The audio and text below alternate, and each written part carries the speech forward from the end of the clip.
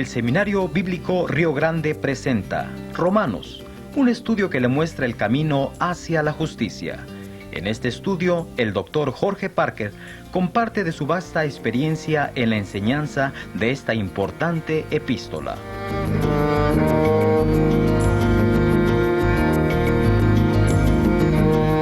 Ahora continuamos nuestro recorrido por el camino hacia la justicia. Con usted, el Dr. Jorge Parker. Ahora llegamos al estudio de un asunto muy importante en este libro de Romanos, la santificación, es decir, muertos al pecado, vivos para Dios. Y esto ocupa el capítulo 6, versículos 1 a 23. Esto es la santificación o cómo es producida la justicia de Dios en la vida práctica del creyente. Y la sección entera abarca desde el primer versículo del capítulo 6 hasta el fin del capítulo 8. En los primeros 14 versículos de este capítulo 6 tenemos la salvación del dominio del pecado. Y la clave de esto es la unión con Cristo en su muerte y sepultura y resurrección en los versículos 1 a 10, la sección doctrinal. Pablo pasa ahora al tema de la salvación del poder del pecado en la vida práctica del creyente o la salvación en su aspecto presente. El pecador justificado, es decir, el creyente, ya está justificado de la culpa de pecado, pero todavía tiene una naturaleza pecaminosa, muchas veces llamada pecado, como en 1 de Juan 1:8. Cristo no solamente murió por nuestros pecados en el plural, como nuestro sustituto, sino que también murió al pecado en el singular, según Romanos 6:10. Y esta verdad es la clave de la provisión de Dios para darle al creyente la victoria sobre el pecado en la vida. Puesto que Cristo murió como nuestro sustituto, nosotros morimos con Él. Dios nos ve como unidos con Cristo, porque tenemos una posición en Cristo, es decir, en unión con Cristo. Por cierto, no estábamos presentes en el cuerpo cuando morimos con Cristo, pero legalmente, en los ojos del Dios justo y santo, nosotros morimos con Él. Adán pecó como nuestro representante y por nuestra unión con Adán, todos morimos en unión con Adán. Ahora, por nuestra unión con Cristo, como creyentes, Dios nos ve como muertos con Cristo al pecado y resucitados con Él para andar en novedad de vida. Creyendo que morimos con Cristo y que fuimos resucitados con Él, podemos contar con esto y así ganar la victoria sobre el pecado. No tenemos que permitir que el pecado reine en nuestra vida. No dice que el pecado murió, sino que nosotros morimos al pecado. La manera que Dios usa de tratar con la naturaleza pecaminosa ahora no es quitárnosla ni destruirla, sino que le es quitado su poder para dominarnos cuando nos estimamos muertos al pecado y resucitados con Cristo. Hay que corregir la traducción del versículo 6, la parte que dice, para que el cuerpo del pecado sea destruido. Debe ser en vista del verdadero significado de la palabra griega, para que el cuerpo del pecado sea destituido de poder. Estos versículos nos dan el secreto de la victoria sobre el pecado en la vida. Cuando por la fe nos despojamos del viejo hombre, estimándonos muertos al pecado, y nos vestimos del nuevo hombre, estimándonos vivos con Cristo, resucitados con Él, para andar en una nueva clase de vida, y esto lo hacemos en el poder del Espíritu Santo, ganamos la victoria sobre el pecado, por lo que sea la tentación. Sin embargo, Pablo no empieza a hablar del Espíritu Santo hasta el capítulo 8. El bautismo aquí en Romanos 6 es una cuestión controversial. ¿Tiene en vista el bautismo en agua o el bautismo del Espíritu? El bautismo del Espíritu es el que nos une con Cristo, según 1 Corintios 12, 12 y 13, no el bautismo en agua. Puesto que la idea de que venimos a ser unidos con Cristo por medio del bautismo de agua es contraria a la doctrina de la salvación por gracia, por medio de la fe, es mucho mejor considerar que el apóstol tiene en su mente el bautismo del Espíritu. Lo que dice Pablo aquí es la verdadera significación del bautismo del Espíritu. Y el bautismo en agua, por la inmersión, es el mejor método porque es la mejor ilustración de la significación verdadera del bautismo del Espíritu. Es una lástima que este pasaje, que fue dado para dar el secreto de la victoria sobre el pecado, haya sido usado tanto para provocar discusiones y contiendas. En los primeros 2 versículos del capítulo 6 ahora, tenemos la presentación del problema. ¿Perseveraremos en el pecado para que la gracia abunde? El problema se sugiere en vista de lo que Pablo escribió en 5:20. La negación es fuerte en el versículo 2. En ninguna manera. ¿Por qué? Bueno, la palabra porque empieza a explicar por qué el creyente no sigue pecando. Hemos muerto al pecado. Ahora, la resolución del problema. La identificación del creyente con Cristo en su muerte, sepultura y resurrección. Versículos 3 a 10. Ahora el versículo 3. El problema sigue existiendo por la ignorancia de los creyentes. Desafortunadamente, son pocas las iglesias en que se enseñan esto, y muchos siguen ignorantes de estas verdades. Todos los creyentes fueron bautizados por el Espíritu Santo en el momento de recibir a Cristo. Es una acción que fue hecha a cierto punto de tiempo.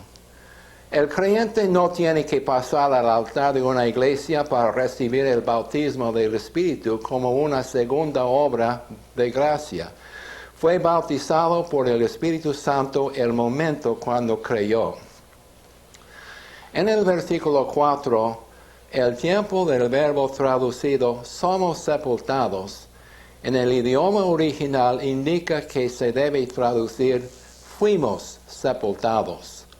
El bautismo del Espíritu fue lo que nos unió con Cristo en su sepultura y también en su resurrección.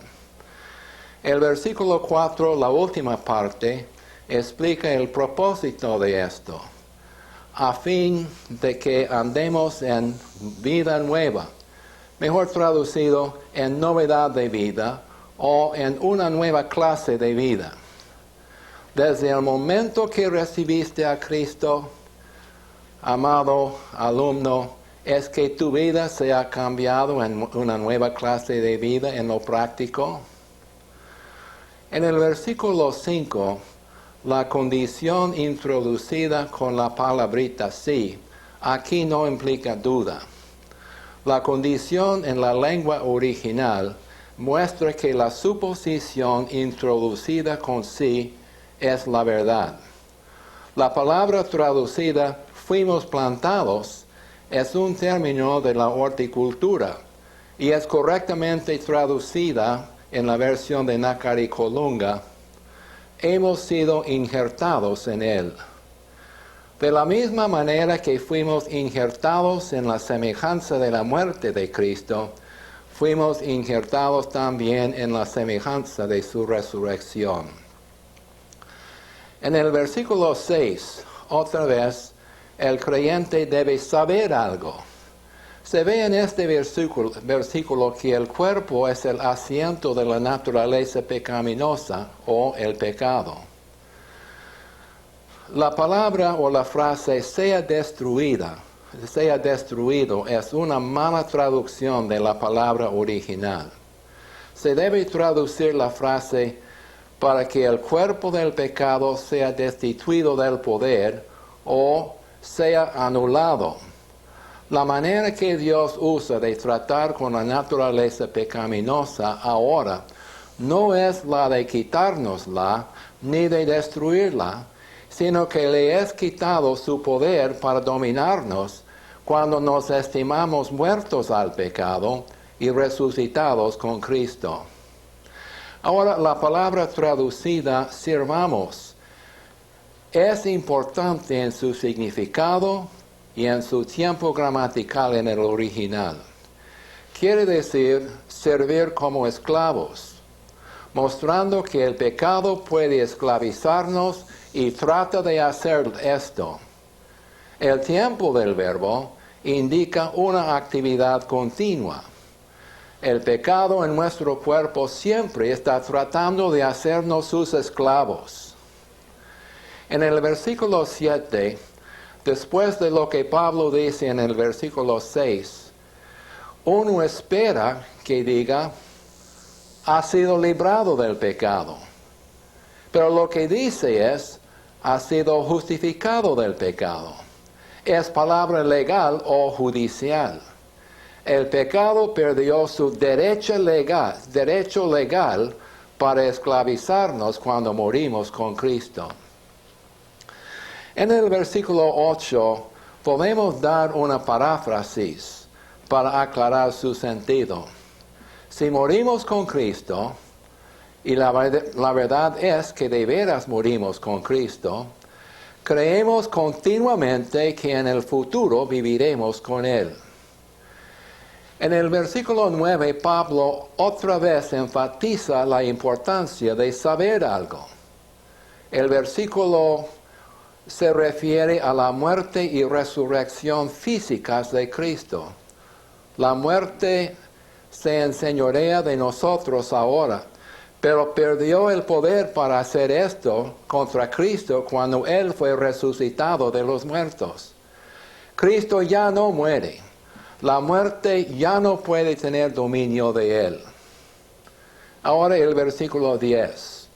Aquí encontramos la verdad de que Cristo no solamente murió por nuestros pecados, en el plural, sino que también murió con respecto al pecado, en el singular.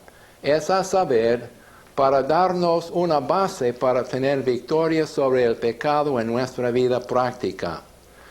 Y la muerte de Cristo no es algo que tiene que ser repetida muchas veces, como en la misa de la Iglesia Católica. Cristo murió una vez por todas. En segundo lugar, la responsabilidad del creyente para aplicar esta verdad en la vida práctica se ve en los versículos 11 y 14. 10 versículos de doctrina sobre esto. 11, 3, 12, 13, 4, 14. 4 versículos de exhortación basada en esta doctrina. Dice, consideraos muertos al pecado, pero vivos a Dios en unión con Cristo Jesús, Señor nuestro, en el versículo 11. Después de explicarnos la doctrina de nuestra unión con Cristo en su muerte y en su resurrección, ahora Pablo aplica esta doctrina, dándonos 4 exhortaciones. Consideraos, o como dice la versión moderna, estimaos. El tiempo del verbo en el original indica una acción continua. Fuimos salvos al instante de la condenación del pecado cuando creímos en Cristo. seguimos siendo salvos del poder dominador del pecado cuando nos consideramos continuamente como los que morimos con Cristo al pecado y los que fuimos resultados con Él para andar en novedad de vida. Es una actividad continua de fe, creyendo lo que Dios dice que sucedió en el momento cuando creímos en Cristo. Esto no es cuestión de los sentimientos. Tal vez no nos sintamos muertos al pecado. Es cuestión de creer lo que Dios dice. Tampoco debemos sentirnos como hipócritas si nos consideramos así, aunque no nos sentimos muertos al pecado. El Dr. Newell cita el poema de Juan Wesley. Los sentimientos fluctúan, no te podrán salvar. En Cristo debes confiar, y no importa lo que sientas, siempre es tu Salvador. En el versículo 12, Pablo dice, no reine el pecado en vuestro cuerpo mortal. La segunda de las 4 exhortaciones se encuentra aquí. El pecado todavía está presente en el cuerpo, en cuanto sea un cuerpo mortal, y da origen a concupiscencias, es decir, fuertes impulsos y deseos hacia lo pecaminoso. Si obedecemos estos impulsos, permitimos que el pecado reine en nuestra vida. El pecado siempre está tratando de reinar, pero continuamente no debemos permitir esto. En el versículo 13, Pablo dice, no presentéis vuestros miembros al cuerpo como instrumentos de iniquidad. Aquí se ve la tercera exhortación. Los miembros de nuestro cuerpo tienen la posibilidad de ser usados como instrumentos para hacer lo bueno o lo malo. Continuamente, el tiempo presente en el original, no debemos presentar nuestros miembros como instrumentos de iniquidad. Y luego Pablo dice, presentaos vosotros mismos y vuestros miembros a Dios, en la última parte del versículo 13. La cuarta exhortación, aplicando la enseñanza de los versos 1 a 10. Nosotros mismos, con los miembros de nuestro cuerpo mortal, deben ser entregados a Dios como instrumentos de justicia. Si el estudiante lee Proverbios 4, versículos 20 a 27, verá una buena ilustración de esto. Son mencionados el oído, los ojos, el corazón, la boca, los labios, los párpados y los pies.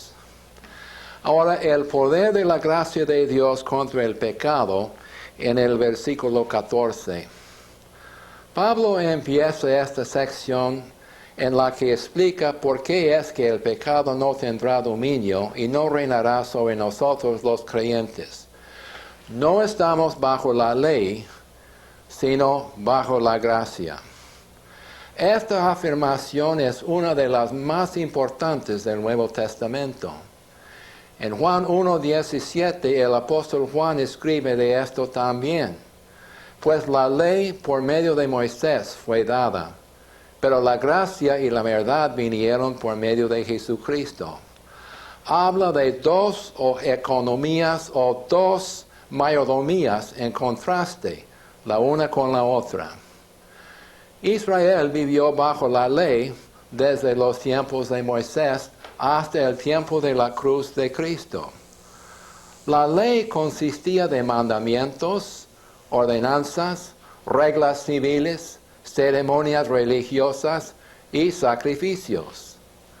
La ley en el sentido de los 10 mandamientos da el conocimiento del pecado y a los hombres les trae condenación y muerte, porque no hay hombre alguno que pueda guardarla perfectamente. Nuestro Señor Jesucristo es el único que la cumplió perfectamente. La ley es una norma de conducta dice cómo los hombres debemos vivir, pero no nos da ningún poder para cumplir con estas normas. Al contrario, el efecto de la aplicación de la ley a la carne humana es estimular la carne a pecar más y más, como se ve en Romanos 7. Y la ley fue dirigida a la carne que no puede guardarla, según Romanos 8:3. En cambio, la nueva economía o la nueva mayordomía que reina ahora es la gracia.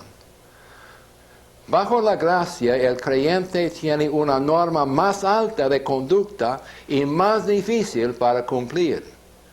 Pero tiene también el poder y la sabiduría del Espíritu Santo, quien vive en cada creyente para producir el fruto del Espíritu. Puesto que el creyente ahora tiene a su disposición el poder sobrenatural del Espíritu, hay la posibilidad de vivir una vida victoriosa sobre el pecado. Ahora Pablo dice, pecaremos porque no estamos bajo la ley, sino bajo la gracia. Y trata de esto en los versículos 15 a 23. En el versículo 15 vemos la tentación de pecar, es decir, pecar una sola vez en la libertad de la gracia.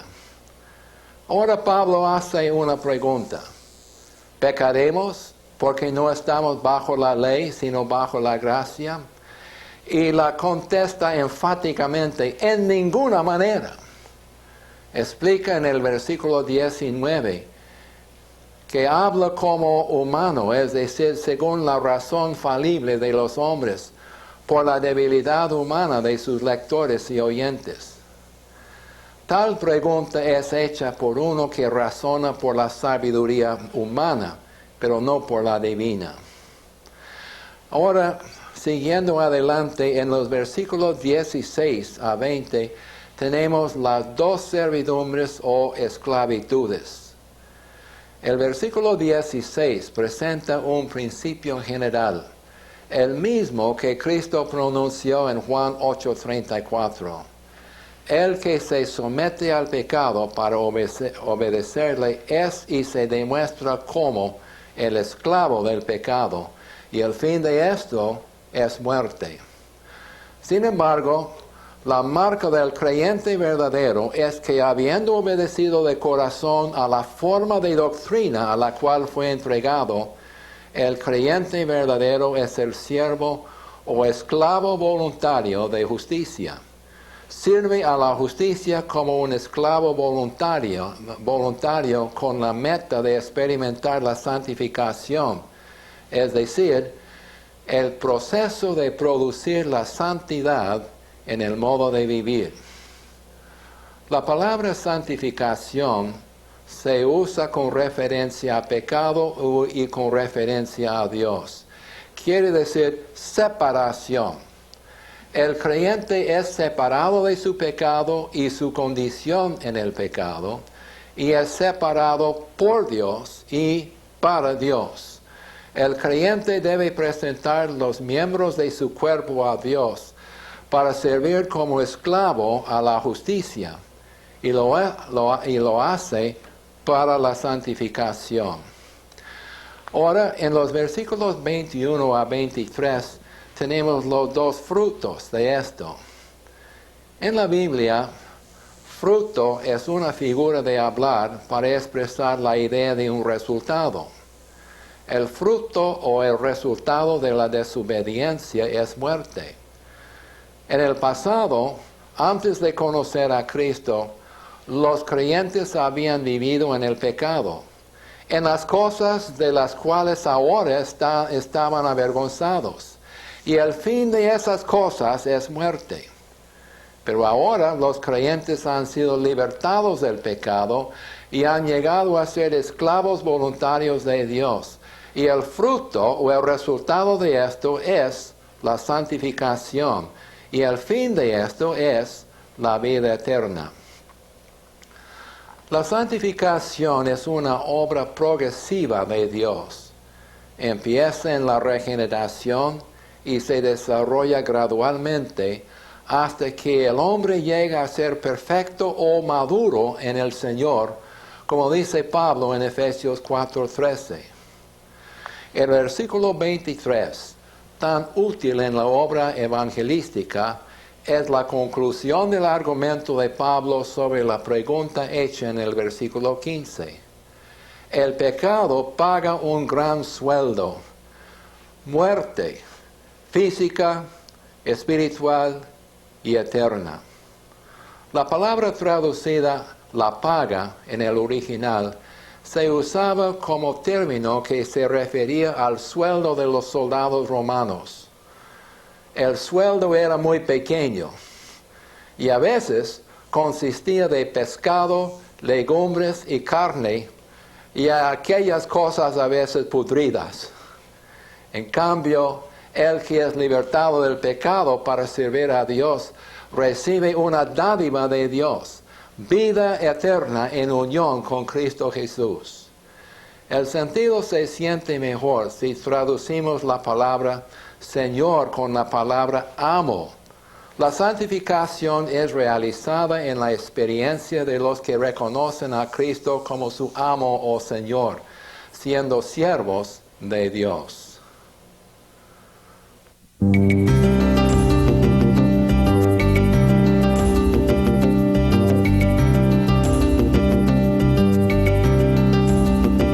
Gracias por habernos acompañado.